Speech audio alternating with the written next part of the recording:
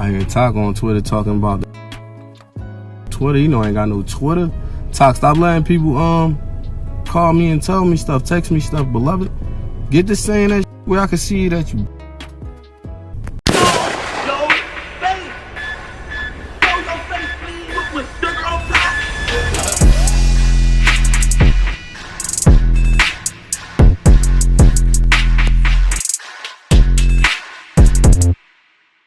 Hey, what's up, y'all? Y'all know my slogan. I don't know it all, but I know what I've been through.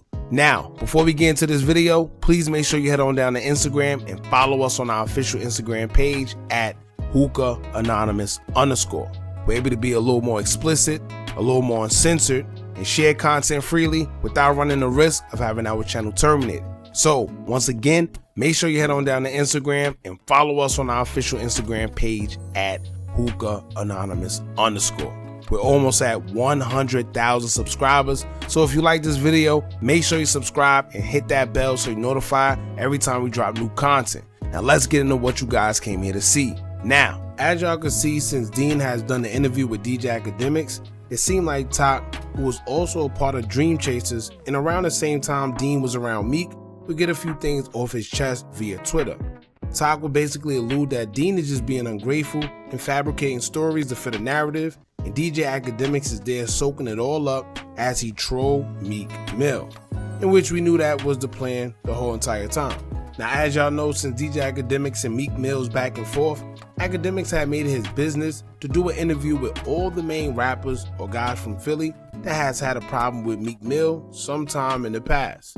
Akademiks would claim that Meek Mill has had a bunch of Philly rappers blackballed, where the industry was afraid to mess with these guys in fear of jeopardizing their friendship or relationship with Meek Mill. And whether Meek blatantly blackballed them and told people not to mess with him, I told y'all before that there is a thing of blackballing someone unconsciously. Whether you know you're doing it or not, if you are the bigger artist or celebrity in the industry, and DJs or artists or anybody see that you have a problem with someone, more than likely, they're not going to mess with them just off the strength of their relationship with you. Because let's be real, if you was a rapper and you start beefing with someone and I decide to support their music and give them some type of recognition, you wouldn't feel no type of way?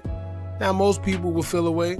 However, you do got some guys that may understand that you're not in it and you just have a job to do yourself.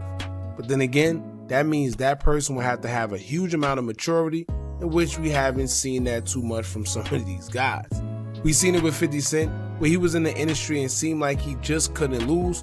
Nobody would really mess with Ja Rule because they knew if they did, they would have to worry about 50 Cent coming for them too. This would be how 50 Cent's beef with Jadakiss and Fat Joe would come about after they both would do the I'm From New York record with Ja Rule that actually started buzzing. 50 would take it personal, and that's where his beef with Jada and Joe would come about. Now when it comes to Meek and Philly artists, we don't know if Meek specifically made it known for guys behind the scenes not to mess with anyone that he got tension with. But Ak will start interviewing the main guys that has gripes with Meek, from Pound Side Pop to Quilly Mills and Dean, who was also known to be the muscle behind Dream Chasers at one point in time. Now I don't know if Ak meant this, but he stated something similar to what we mentioned in our video first covering his interview with Pop. We mentioned that although we know Ak is trolling Meek, hopefully these guys are smart enough to use this opportunity to their advantage and drop music or whatever they got going on so they could gain some type of support from Akademiks and his audience. This would be the perfect time for Pound Side Pop to release music, as well as Quilly. Dean don't rap, but he manages artists, so this would be a perfect opportunity to plug in his artists as well. Now before we get into what both parties had to say as a result of this interview, one thing I would say is, it seemed like most of these guys are more so hurt than anything. Maybe not Pound Side Pop or Quilly, but Dean seemed hurt as he spoke to Ak because him and Meek was actually friends. And even if it wasn't hurt, he definitely don't seem like it's beef because like he said, he really knows Meek. However, he gets to tell his story on a major platform, and in the past, Meek would say the only reason Ak is interviewing these guys is because they have problems with Meek Mill. And he's 100% correct. However, it seems to me that Akademiks is just making it an even playing field because whenever they go through something, Meek is the only voice everyone hears because he has the bigger platform and he's the bigger artist according to the world. so he can control the narrative without the world hearing both sides in a fair manner. But now, with Ak giving guys a platform, we get to hear from guys like Dean that says everything isn't what the world think it is when it comes to Meek Mill. Of course, Ak was trolling in an indiscreet way, but if you pay attention, then you know exactly what was going on. He would mention Meek Mill driving through Philly, supposedly the Poundside Pop's neighborhood, but Dean would mention a time where he seen Meek with his own 2 eyes pull a 6ix9ine move by going to the hood late night, taking a picture, and uploading it at a different time, acting like he was currently there. Sheesh. Everyone wasn't in Dream Chasers balling because of Meek, according to Dean. He's saying even though he was accused of stealing, he was never the one that stole anything, and he only heard that rumor when he was already locked up. But once again, if he wasn't able to tell his side of the story, then you wouldn't know. You will only have Meek's side. And I actually think Dean kept it the most genuine during his interview with Ak, because he even made it clear in the beginning that he wasn't there to bash Meek. He's going to be honest, but he's also not going to bash him just because with fabricated lies, according to him. And I think that's genuine. Even in Poundside Pop's interview he did with Akademiks, he even admitted that there's some things he could have done differently and should have did or said certain things differently when he was talking to Meek Mill, and as a man, he was able to admit that he was wrong. So I felt that was genuine of him as well, because he didn't have to do that, especially on camera. But anyway, enough of all that, let's get into what was said after the interview with Dean dropped, as Meek would have a response to it.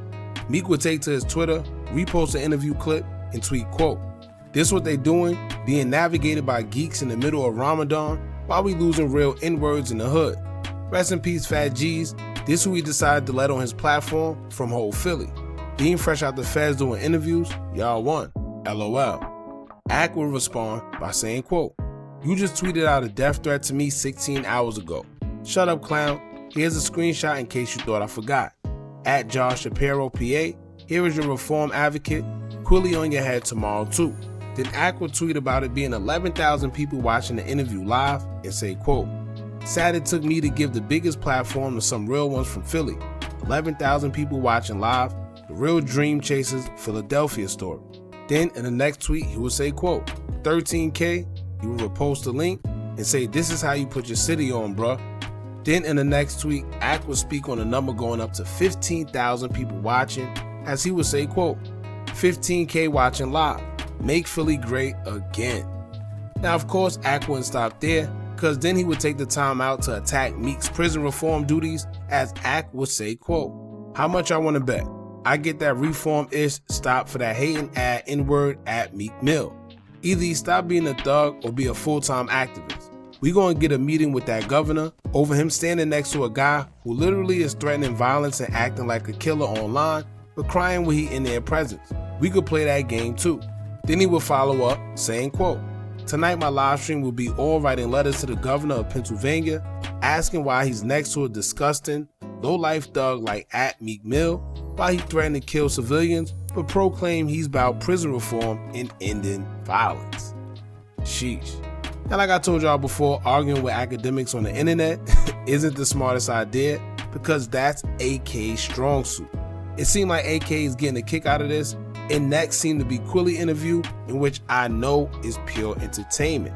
Now, for the ones that's lost, Akademiks have been saying that Meek Mill is advocating for prison reform, but in the next breath, he's on Twitter making threats, saying he's spinning blocks, the whole 9 yards. Y'all jump in the comments, let me know what y'all think about this. Don't forget to like, comment, share, and subscribe. Hit that bell so you're notified every time we drop new content. Remember, as long as you keep on watching, I'm going to keep on dropping, and I'm out.